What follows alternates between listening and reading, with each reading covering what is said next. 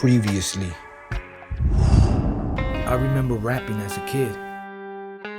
It was that era when hip-hop had just hit the scene. I remember listening to bands like Iron Maiden, Dio, Black Sabbath, Judas Priest. I also remember skateboarding, because along the way, we jack other skaters for the skateboards, take bikes, and anything that was slipping, we snatched that up too. Give me that shit. The gangs were all around us, and their territories were mapped out.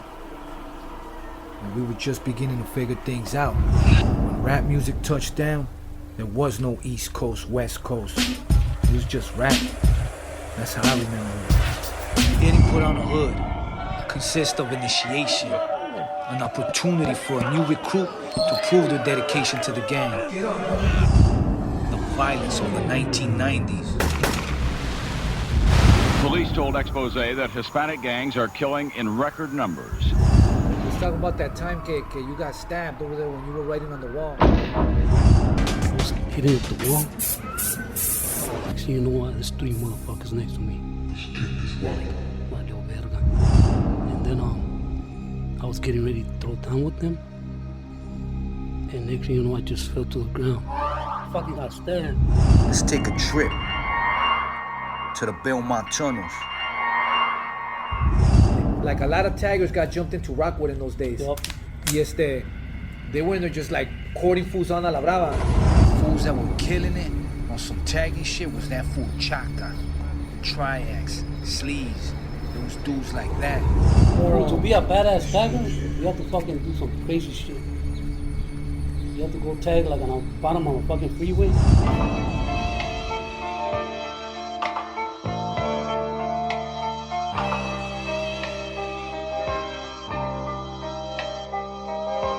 Inside, a sinister mind.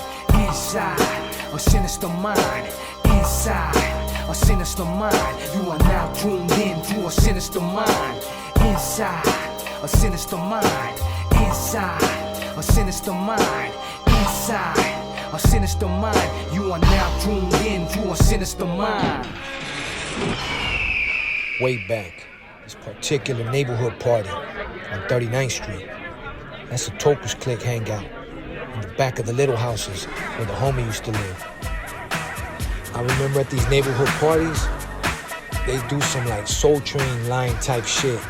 Like all the homies on one side and all the homegirls or the homies' dates on the other side.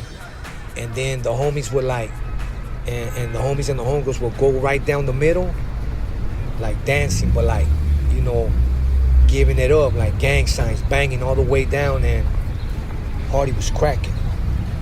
To these events, females from other gangs would pull up. Homies had that PCP, so they would fuck with us, whether they were enemies or not.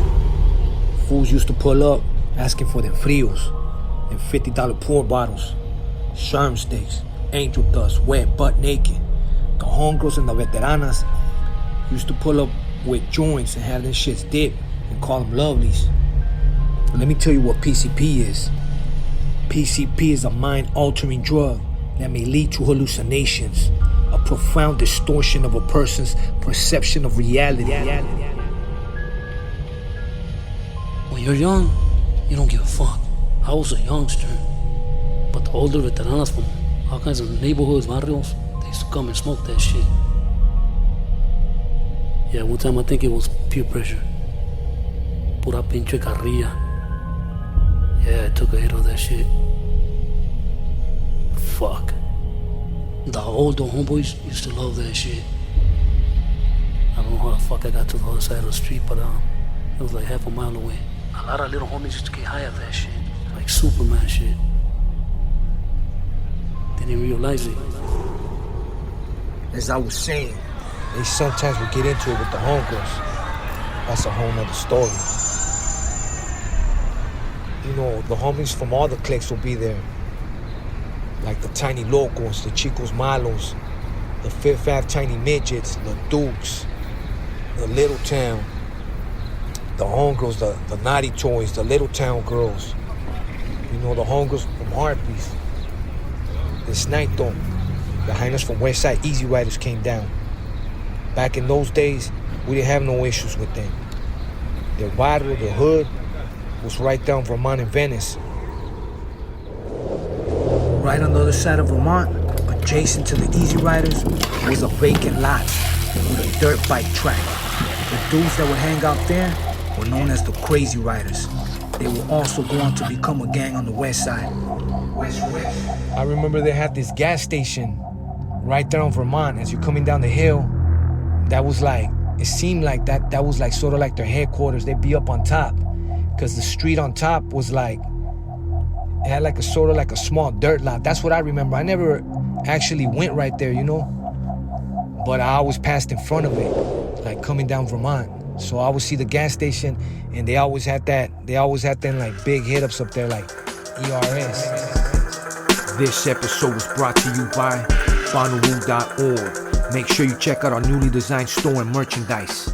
Let's get back to it. Right next to the West Side Playboys, close to the 12th Street Drifters and the 18th Street Pico Union District cliques. You know, like, most of the people at them parties, a good part of them, went on and had kids and did their lives. The other, like, I would say the other 2/3, either like they got life or did a lot of time, or they're rest in peace right now. You know, they dead, they got killed. And that's what it was like back then for us, you know, like it wasn't like out of the ordinary that we'd have these parties and other gangs would show up and spray the fuck out the party, kill a homie, and then that shit would just set off a chain of events, you know what I'm saying? Because now we like depending, because sometimes they air out the whole fucking party and not yell out nothing. So we wouldn't know who it was unless the homies recognized them, you know? And sometimes motherfuckers yell out a different gang, you know, on some misdirection, so, you know, so they don't catch a case. And like I said, it would set off a chain of events that, you know, that gangbang shit. And that's how a lot of homies caught life. This past week made the startling but painfully true observation that an American soldier on duty in the Persian Gulf may have been safer there than on the streets of his hometown. The president might have added, especially if his hometown is Los Angeles. See, us, like, we never, I'm sure it's the same for a lot of gangs, you know, like, you don't put two different gangs in one party, because sooner or later someone's gonna say some stupid shit or someone's gonna disrespect somebody's girl, and you know, next thing you know, it's a full-on war. You know, that's how it would be sometimes, you know.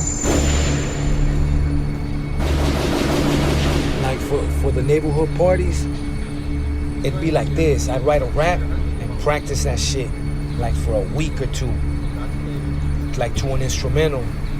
So when that next function would take place, like I would shout fools out, shout out all the cliques, you know, shout out all the homies, you know, and you know, it made motherfuckers feel good. It made me feel good, you know, to represent for the hood.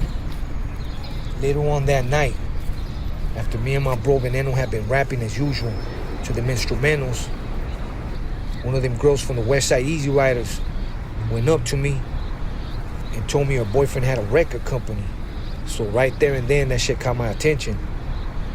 Me, I'm thinking it's a record label, you know, like Def Jam or some shit like that. She gives me this little business card that said B-Boy Records with a little B-Boy on it and a number. Make sure you subscribe to the Inside a Sinister Mind Patreon, a hub that offers produced video, behind-the-scenes content, get in-depth music and lyric breakdown episodes. Subscribers will get to download exclusive music soundtracks. So for more information, you already know. Inside a sinistermind.com. Since it was the weekend, you know, I waited to the weekdays. So I banged that line, and then we set up a meeting right away. The guy on the phone with me was Chino. Chino was a Korean guy that grew up in Colombia. came to the U.S. and joined 18th Street on the west side. Chino would go on to manage groups like the Executioners, a hip-hop DJ crew from New York City. As for Chino, even though he was from 18th Street, I never looked at him as an enemy for some reason, you know? It was just like, we was on some hip-hop shit. When we were right there at the loft, it was different. We would leave all that shit out of there. You know, it was like a getaway. Like, we're over there going through Civil War, like about a mile or two away. Because that ain't too far from my hood, as a matter of fact, you know? Gang members, homeboys they call themselves, in 850 Los Angeles gangs.